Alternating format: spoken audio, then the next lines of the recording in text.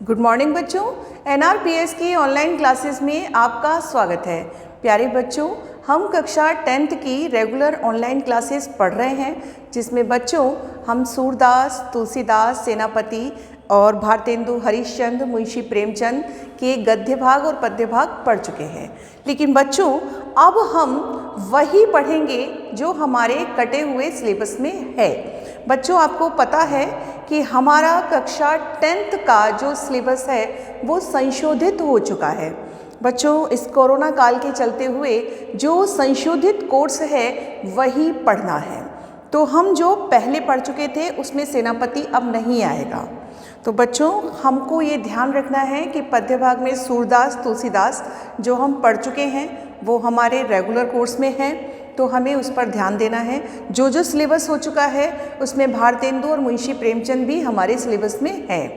तो बच्चों, हम आज जो पढ़ेंगे वो है महावीर प्रसाद द्विवेदी द्वारा रचित गद्य भाग का एक निबंध, जिसका शीर्षक है स्त्री शिक्षा के विरोधी कुतर्कों का खंडन। बच्चों, महावीर प्रसाद द्विवेदी के बारे में पढ़ने से पहले हम कुछ बातें आपको ज़रूरी बताना चाहते हैं, जो आप बहुत ध्यान से सुने। बच्चों, जो हमारा संशोधित सिलेबस है इस पर हमें बहुत विशेष रूप से फोकस करना है, क्योंकि अब हमें 10th क्लास की बोर्ड परीक्षा के लिए बहुत कम समय हमारे पास शेष बचा है, और इस कम समय में हमें ज़्यादा से ज़्यादा मेहनत करके हमारा रिज़ल्ट बहुत अच्छा बनाना है। हम अब तक चाहे कितने ही लापरवाह रहे हों, लेकिन अब हमें जब गवर्नमेंट ने हमें संशोधित करके सिलेबस दिया है, 40% कट हो चुका है, जो 60% सिलेबस बचा है उसको हमें अब बहुत ध्यान से पढ़ना है। तो वो संशोधित सिलेबस ही आपको कराया जाएगा बच्चों। तो ये चीज़ आपको ध्यान रखनी है कि जो चीज़ पढ़ाई जाए उसे आप बहुत ध्यान से पढ़ें, क्योंकि आपके दिसंबर के आखिर में हाफ ईयरली एग्ज़ाम रखे जाएंगे, जो गवर्नमेंट द्वारा आदेशित है। सभी स्कूलों में हाफ ईयरली एग्ज़ाम हो रहे हैं, आपके भी हाफ ईयरली एग्ज़ाम होंगे और आपको पूरी तैयारी के साथ हाफ ईयरली एग्ज़ाम देना है। बाकायदा स्कूल में आना है और एग्ज़ाम होगा। तो बच्चों, उस हाफ ईयरली एग्ज़ाम की तैयारी के लिए आप अभी से जुट जाएं। जो सिलेबस और व्याकरण आपके चैप्टर से और व्याकरण से रिलेटेड जो कुछ भी आपको पढ़ाया जाएगा उसे आपको बहुत ध्यान से पढ़ना है, उसे डेली लर्न करना है, और ये विशेष रूप से ध्यान रखना है कि लापरवाही नहीं बरतनी है। तो अर्धवार्षिक पेपर में आपके जैसे मार्क्स आएंगे उन मार्क्स के अकॉर्डिंग ही आपका सत्रांक तैयार होगा और वही नंबर आपके भेजे जाएंगे। इसलिए बिल्कुल भी ये ना सोचें कि हम आराम से पढ़ सकते हैं, स्कूल वाले आराम से नंबर भेज देंगे। ऐसा नहीं है बच्चों।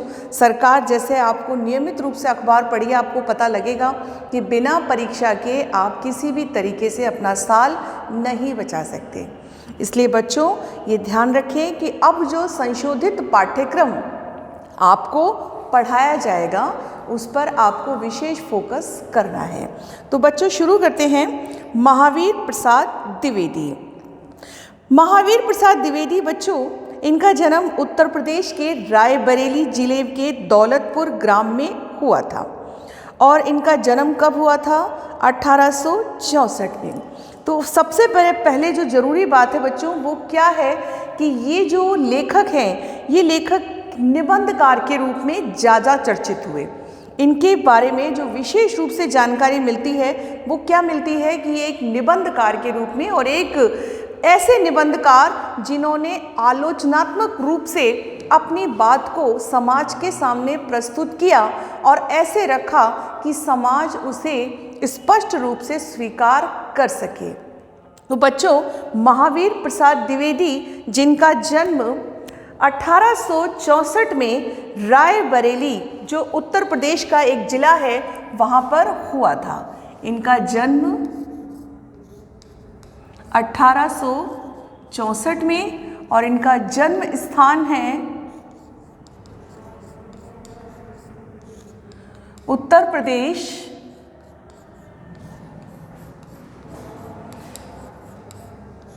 के रायबरेली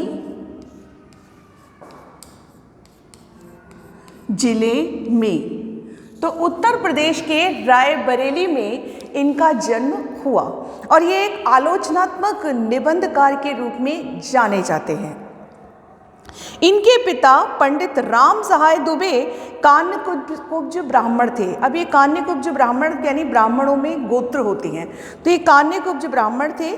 पारिवारिक आर्थिक स्थिति अच्छी ना होने के कारण स्कूली शिक्षा पूर्ण कर इन्होंने रेलवे में नौकरी कर ली। सबसे पहले ये रेलवे में नौकरी की थी। जिस समय बच्चों ये लेखक और कवि हुए थे, उस समय हमारे देश में पढ़े लिखे लोगों की बहुत डिमांड होती थी, क्योंकि पढ़े लिखे लोगों को तुरंत नौकरी मिलती थी देश की जनसंख्या इतनी नहीं होने के कारण। तो इनको तुरंत ही रेलवे में नौकरी मिल गई। लेकिन स्वाभिमानी स्वभाव के धनी होने के कारण, इनकी प्रकृति कैसी थी, ये स्वाभिमानी स्वभाव के थे और स्वाभिमानी स्वभाव के धनी होने के कारण द्विवेदी जी ने कुछ समय पश्चात रेलवे से इस्तीफा दे दिया, क्योंकि इनको वो जी हजूरी करना, किसी तरीके से दूसरों के हुक्म पर चलना वो स्वीकार नहीं था, इसलिए इन्होंने नौकरी से इस्तीफा दे दिया। सन 1903 से 1920 तक ये सरस्वती पत्रिका के संपादन से जुड़े रहे। इन्होंने एक पत्रिका का संपादन किया जो इनकी प्रमुख पत्रिका थी। तो इनके जो ये जाति से धर्म से ब्राह्मण थे, इनके पिता जो थे वो राम सहाय दुबे। तो व्यक्तिगत परिचय जो है इनका वो क्या है बच्चों, आपके गद्य परिचय में कवि परिचय और लेखक परिचय आता है। तो ये ध्यान रखना है आपको कि आप उस गद्य में और पद्य में जो भी आप लर्न कर रहे हैं, लेखक परिचय और कवि परिचय, बाकायदा एक टेबल बना के आपको तैयार करना पड़ेगा। तो ये जो कान्यकुब्ज ब्राह्मण हैं, कान्यकुब्ज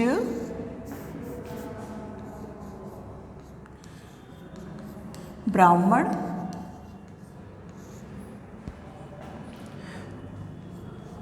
पिता राम सहाय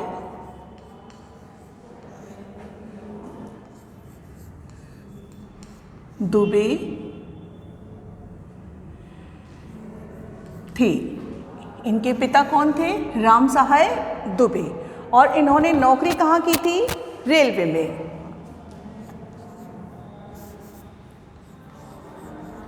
द्विवेदी जी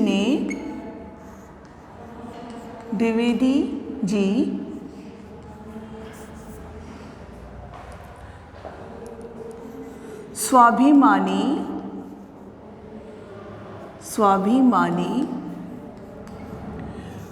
प्रकृति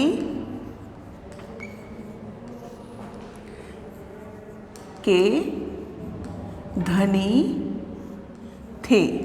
अब ये स्वाभिमानी प्रकृति के धनी थे। तो ये चीज़ें हमें ध्यान रखनी है कि हमको परिचय में क्या लिखना चाहिए।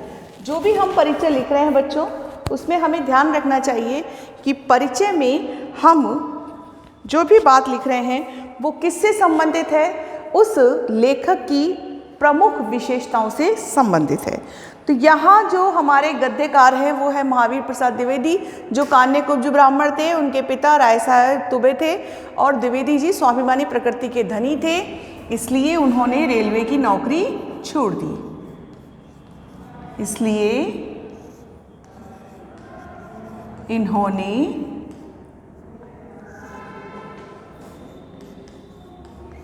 रेलवे की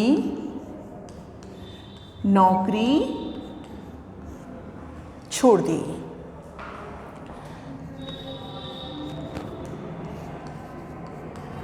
अब इन्होंने रेलवे की नौकरी छोड़कर और इन्होंने 1903 से 1920 तक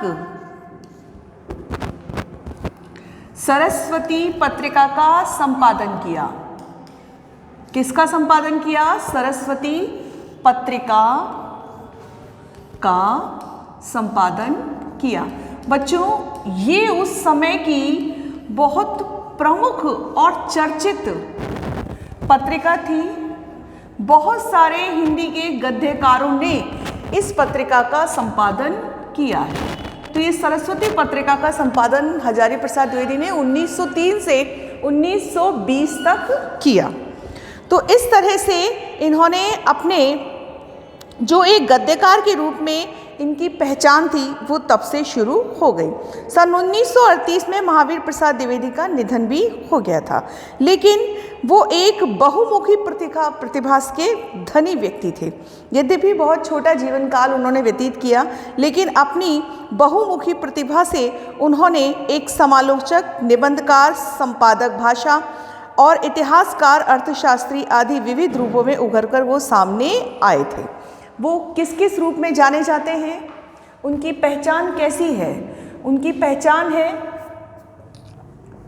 उपलब्धि। उनकी उपलब्धियां क्या हैं? निबंधकार,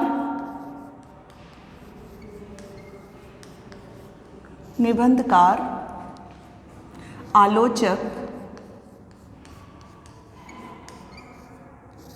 संपादक,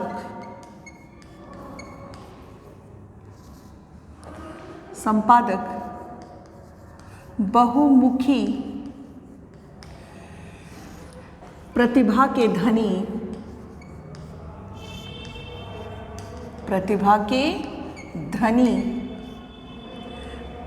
अब ये इनकी, जैसे बच्चों मैं आपको बहुत शॉर्ट में लिखवा रही हूँ, आप इनको सेंटेंस में लिखेंगे। जैसे पूरा लिखेंगे, बहुमुखी प्रतिभा के धनी थे, तो कौन थे?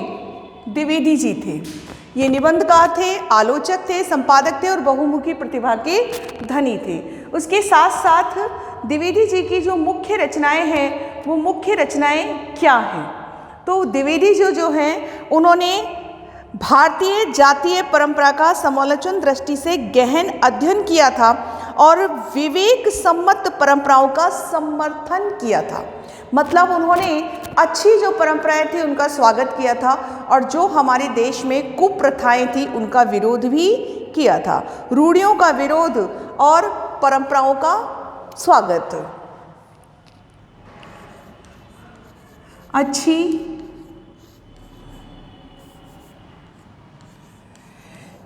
परंपराओं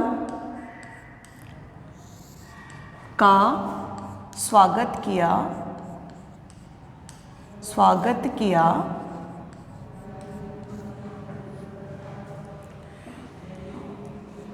इन्होंने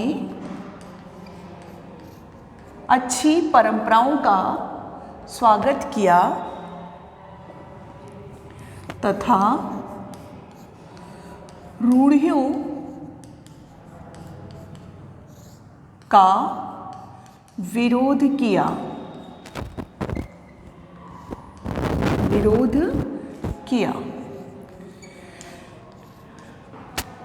मतलब कुल मिलाकर ये अच्छी परंपराओं के तो मानक थे, लेकिन जहाँ इन्हें लगा कि ये समाज में बुरी परंपरा है, रूढ़ी है, ये किसी न किसी प्रकार से हमारे समाज के हित में नहीं है, तो उसका इन्होंने कुल मिलाकर विरोध कर दिया। इस तरह से द्विवेदी जी हमारे समाज के उत्थान में एक प्रमुख सहायक के रूप में प्रस्तुत हुए।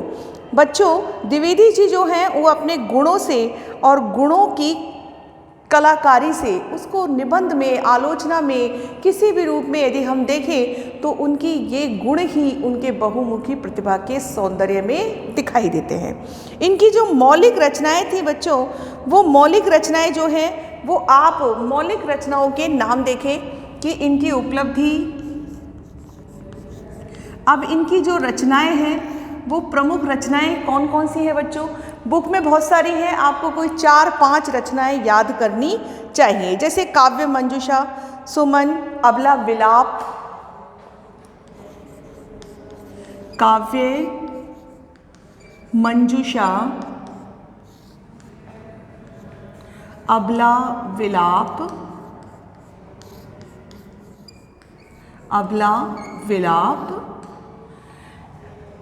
और सुमन, और फिर है कविता कलाप। तो कविता कलाप जो है, आप कोई भी जो भी नाम, क्योंकि इतने सारे नाम आपको याद नहीं करने हैं बच्चों, कोई भी 4 नाम जो आप उसमें लिख सकें वो आपको याद करने हैं और वही आपको एक सारणी के रूप में तैयार कर लेना चाहिए।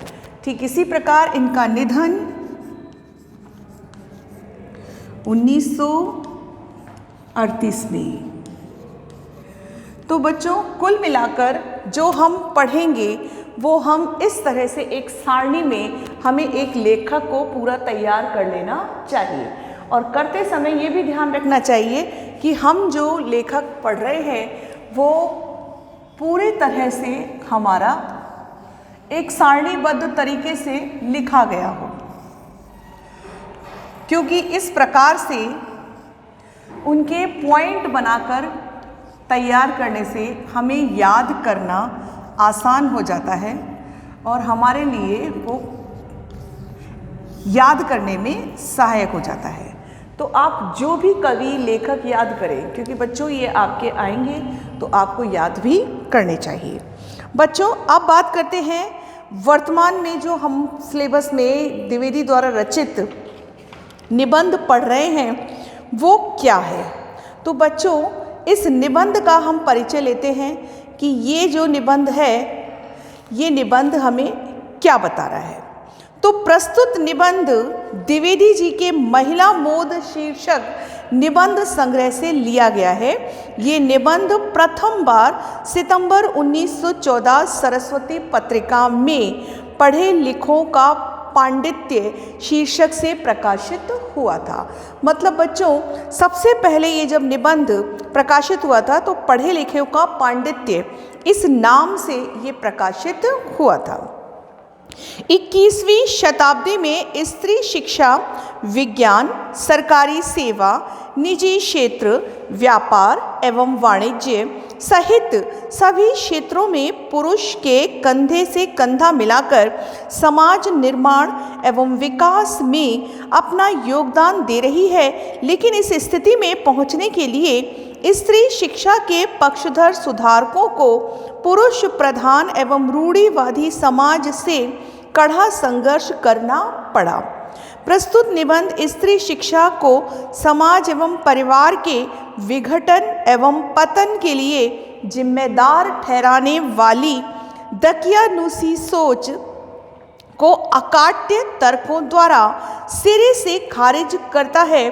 साथ ही इसमें इन दकियानुसी एवं अप्रासंगिक परंपराओं के अंधा अनुकरण की बजाय विवेक सम्मत तर्कपूर्ण परंपराओं को ही ग्रहण करने की बात कही गई है। इसकी भाषा शैली द्विवेदी जी ने हिंदी और द्विवेदी युगीन गद्य की एक बानगी प्रस्तुत करती है। बच्चों ये जो निबंध है ये सबसे पहले कब छपा था? सरस्वती पत्रिका में किस नाम से छपा था? कि ये छपा था पढ़े लिखों का पांडित्य, अर्थात पढ़े लिखे लोगों का पंडित का जो गुण है वो किस प्रकार से प्रकट होता है। तो यहाँ पर इन्होंने इस शीर्षक को उभार कर कि स्त्री शिक्षा के विरोधी कुतर्कों का खंडन, ये है निबंध। अब बच्चों बात करते हैं कि शीर्षक का क्या मतलब है।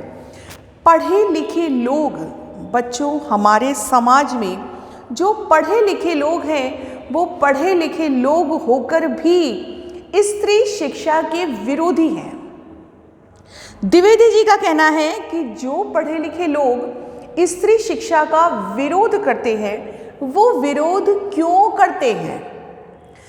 इसमें जो मुख्य बात बताई गई है वो ये है कि उनका विरोध किस आधार पर होता है। यद्यपि वो आधार जो इसमें दिए गए हैं वो बिल्कुल ही तर्क रहित है, क्योंकि उसमें किसी भी प्रकार से यदि हम तर्क दे रहे हैं ना तो वो तर्क कुतर्क ही कहलाएंगे। इसलिए द्विवेदी जी ने इसमें ये कुतर्क शब्द का प्रयोग किया है। कुतर्क यानी ऐसा तर्क जिसका कोई आधार नहीं होता है, बिना आधार के। यदि आज मैं पढ़ा रही हूँ तो मैं एक स्त्री हूँ, आप कितनी ही कन्याएं हैं जो 10th में पढ़ रही हैं, यदि कोई ये कहे कि स्त्रियों को पढ़ाने से अनर्थ होते हैं तो कितनी आधारहीन, या समाज के विरुद्ध कही जाने वाली ये ऐसी बात है जिसको हम स्वीकार नहीं करेंगे। आज हमारे घर में माँ के रूप में, बहन के रूप में जब हम हर तरह से अपनी नारी को सक्षम बनाना चाहते हैं तो उसकी शिक्षा, उसके विकास के मार्ग में किस प्रकार से बाधित हो सकती है या किस प्रकार से बाधा पहुंचा सकती है, किस प्रकार से वो पुरुष के जीवन में कुतर्कों को जन्म दे सकती है, ये चीज़ किसी भी प्रकार से समझ में नहीं आती है। तो बच्चों, द्विवेदी जी ने इस बात को यहाँ अलग अलग पक्षों के माध्यम से प्रस्तुत किया है। उनका कहना है कि जो पढ़े लिखे लोग होते हैं वो अलग अलग रूप में ये बात प्रस्तुत करते हैं कि स्त्रियों को पढ़ाने से अनर्थ होते हैं। स्त्रियों को पढ़ाते हैं तो वो ऊट पटांग किसी भी तरीके से हमसे वाद विवाद करती हैं, किसी भी तरीके से हमसे जीतने का प्रयास करती हैं। वो अपने अधिकार समझ जाती हैं, वो अपने दायित्व समझने के साथ साथ अपने अधिकार जानती हैं, तो वो उनको मनवाने के हर तरीके से प्रयास करती हैं। तो बच्चों, इसमें कहीं भी कोई भी गलत बात नहीं है। जब स्त्री पढ़ती है तो वो कर्तव्यों के साथ साथ अपने अधिकार भी मांग सकती है। तो बच्चों, शुरू करते हैं हम अपना चैप्टर, स्त्री शिक्षा के विरोधी कुतर्कों का खंडन। बड़े शोक की बात है, आजकल भी ऐसे लोग विद्यमान हैं जो स्त्रियों को पढ़ाना उनके और गृह सुख का नाश का कारण समझते हैं। उनके यानी उनके पतियों के और उनके गृह यानी घर के सुखों के नाश का कारण वो समझते हैं। तो यहाँ गृह सुख, गृह का मतलब है घर, और लोग भी ऐसे वैसे नहीं, सुशिक्षित लोग, ऐसे लोग जिन्होंने बड़े बड़े स्कूल और शायद कॉलेजों में भी शिक्षा पाई है, जो धर्मशास्त्र और संस्कृत के ग्रंथ साहित्य से परिचय रखते हैं, जिनका पेशा कुशिक्षितों को सुशिक्षित करना, कुमार्गगामियों को सुमार्गगामी बनाना और अधार्मिकों को धर्म तत्व समझाना, उनकी दलीलें सुन लीजिए। अब यहाँ लेखक क्या कह रहा है बच्चों? लेखक का कहना है कि हमारे देश के जो महान पंडित हैं, जो बहुत पढ़े लिखे हैं, जो बुरे रास्तों पे, कुमार्ग पर, तो कुमार्ग पर चलने वाले लोगों को जो सुमार्ग पर लाते हैं, जो कुशिक्षित हैं, जिनके ज्ञान की अभी पूरी तरह से सीमा नहीं आई है, ऐसे कुशिक्षितों को जो सुशिक्षित बनाना चाहते हैं, ऐसे जो पंडित लोग हैं, वो लोग भी स्त्री शिक्षा का किस प्रकार से विरोध करते हैं, वो स्त्री शिक्षा का विरोध कैसे तर्कों से करते हैं, वो तर्क सुनिए, उनकी दलीलें सुनिए, वो क्या कहते हैं। ये लेखक के लिए बड़े शौक की बात है। पुराने संस्कृत कवियों ने नाटकों में कुलीन स्त्रियों से अपड़ों की भाषा में बात कराई गई। इसमें प्रमाणित है कि इस देश में स्त्रियों को पढ़ाने की चाल न थी, होती तो इतिहास पुराण आदि में उनको पढ़ाने की नियमबद्ध प्रणाली जरूर लिखी मिलती। अब देखिए, इसमें पहला तर्क क्या दिया है पंडितों ने कि पुराने समय में स्त्रियों को पढ़ाने की चाल ही नहीं थी, केवल जो अपढ़ों की भाषा है। अब बच्चों, यहाँ ध्यान रखें आप कि यहाँ अपढ़ों की भाषा किसे कहा गया है? अपढ़ों की भाषा कहा गया है प्राकृत भाषा को। यहाँ जो अपढ़ की भाषा है, ये अपढ़ की भाषा क्या है वो देखिए बच्चों, यहाँ ये बात कही गई है कि अपढ़ की भाषा। तो ये अपढ़ शब्द क्या है? अपढ़, ये अपढ़ शब्द क्या है? अपढ़ भाषा, मतलब इसमें अपढ़ भाषा किसे कहा गया है? बस वो चीज़ समझनी है बच्चों कि अपढ़ भाषा प्राकृत को कहा गया है। अब आपको जानकर आश्चर्य होगा बच्चों, क्योंकि जिस समय हमारे देश में संस्कृत का इतना वर्चस्व नहीं था, उस समय भी प्राकृत भाषा में हमारे देश में साहित्य रचना होती थी। हमारे बौद्ध धर्म के और जैन धर्म के बहुत सारे ऐसे ग्रंथ हैं जो प्राकृत भाषा में लिखे गए हैं, और हमारे देश के जो संस्कृत के पंडित हैं उन पंडितों ने उस प्राकृत भाषा को अपढ़ भाषा कहा है, अर्थात अनपढ़ों की भाषा। मतलब जो लोग अनपढ़ होते हैं वो लोग प्राकृत भाषा का प्रयोग करते हैं। अब जरा सोचिए कि उस समय जो बौद्ध धर्म और जैन धर्म को मानने वाले जो महान लोग थे, जिन्होंने अपने साहित्य सृजन में प्राकृत भाषा का प्रयोग किया, यदि आज वो लोग जीवित होते और ये देखते कि उनकी भाषा को अपढ़ों की भाषा यानी अनपढ़ों की भाषा कहा जाता है, तो उनको कितना दुख होता। तो यहाँ बच्चों, जो हमारे देश के संस्कृत पंडितों ने सबसे पहले तर्क दिया, वो तर्क क्या दिया कि पुराने समय में स्त्रियों को पढ़ाने की कोई चाल नहीं थी। वो जो पढ़ती थी वो केवल अपढ़ की भाषा यानी प्राकृत भाषा में ही पढ़ती थी, और प्राकृत भाषा को कोई श्रेष्ठ मान्य भाषा के रूप में स्वीकार नहीं किया गया है। ये आपकी पहली दलील उन्होंने दी है। दूसरी दलील है कि स्त्रियों को पढ़ाने से अनर्थ होते हैं। अब स्त्रियों को पढ़ाने से अनर्थ कैसे होते हैं, ये सुनिए। शकुंतला इतना कम पढ़ी थी कि गंवारों की भाषा में मुश्किल से एक छोटा सा श्लोक वह लिख सकी थी। मतलब वो गंवार थी और बहुत कम पढ़ी लिखी थी, इतनी कम पढ़ी लिखी थी कि वो मुश्किल से एक छोटा सा श्लोक ही लिख सकी थी। तिस पर भी उसकी इतनी कम शिक्षा ने भी अनर्थ कर दिया था। शकुंतला ने जो कटु वाक्य दुष्यंत को कहे थे, वे इस पढ़ाई का ही दुष्परिणाम है। अब देखिए बच्चों, कहाँ वो मेनका अप्सरा की पुत्री शकुंतला, जो कितनी बड़ी विदुषी थी, जिसने एक मुनि के आश्रम में शिक्षा अर्जित की थी, उसको ये कहा जा रहा है कि वो किस प्रकार से राजा दुष्यंत को, बहुत लंबा प्रसंग है बच्चों, पूरा प्रसंग तो आपको सुनाना अब संभव नहीं है, लेकिन शॉर्ट में समझिए कि राजा दुष्यंत का शकुंतला से गांधर्व विवाह हुआ था, और वो गांधर्व विवाह यानी आज के समय का प्रेम विवाह। तो जो शकुंतला का दुष्यंत से गांधर्व विवाह हुआ, तो गांधर्व विवाह के बाद में दुष्यंत शकुंतला को एक ऋषि के श्राप के कारण भूल गए। यद्यपि वो उसे अपने महल में नहीं ले गए थे, क्योंकि जंगल में ऋषि के आश्रम में ही विवाह हुआ था, और विवाह के बाद राजा ने कुछ समय शकुंतला के साथ व्यतीत किया, फिर वो अपने महल लौट गए, ये कहकर कि कुछ समय बाद वो शकुंतला को बुलवा लेंगे। लेकिन एक ऋषि के श्राप के कारण राजा शकुंतला को भूल गए।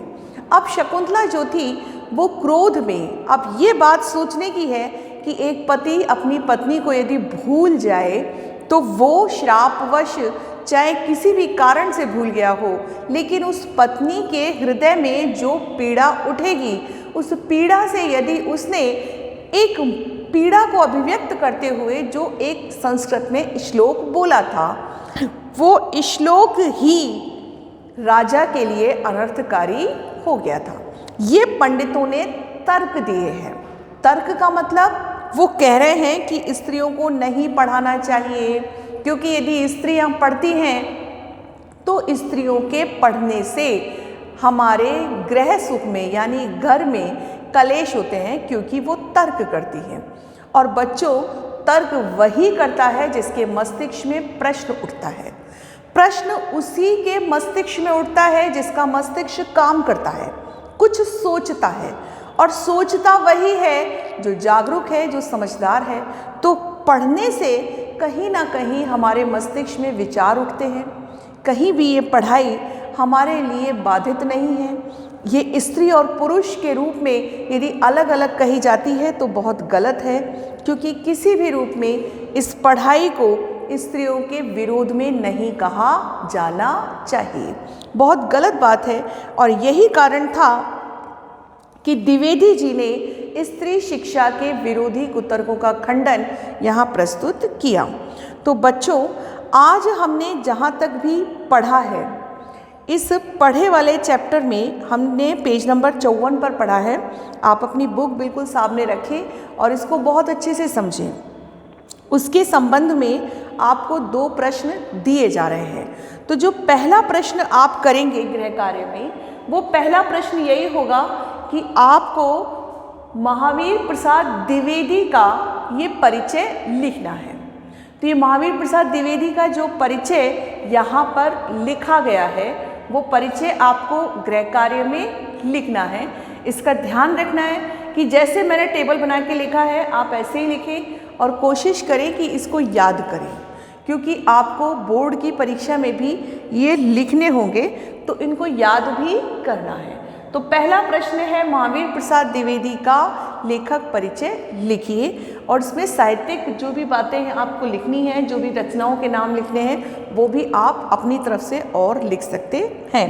आपका जो दूसरा प्रश्न है वो ये है कि लेखक के अनुसार बड़े शोक की बात क्या है।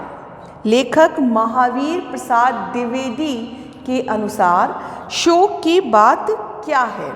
अब इसमें हमने जो पहले पैराग्राफ में शुरू में ही पढ़ा है कि आजकल भी ऐसे लोग विद्यमान हैं जो स्त्रियों को पढ़ाना उनके और उनके गृह सुख के नाश का कारण समझते हैं।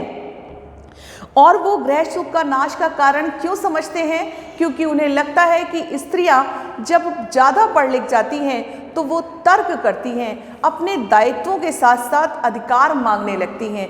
तो ऐसे जो व्यक्ति हैं जो अपने स्त्रियों को पढ़ाने से अपने गृह सुख का नाश समझते हैं, लेखक को ये बड़े शोक की बात दिखाई देती है।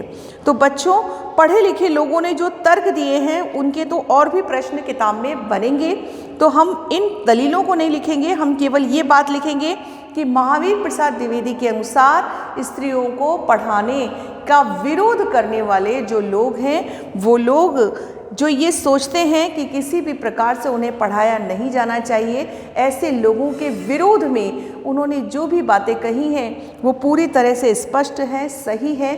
और जो भी दलीलें उन्होंने प्रस्तुत की हैं, यदि हम उन पर ध्यान देंगे तो हमें ज्ञात होगा कि अपने दायित्वों के साथ अपने अधिकारों को जानना कोई गलत बात नहीं है। तो बच्चों, बाकी का चैप्टर हम अगले लेक्चर में पूरा करेंगे। धन्यवाद।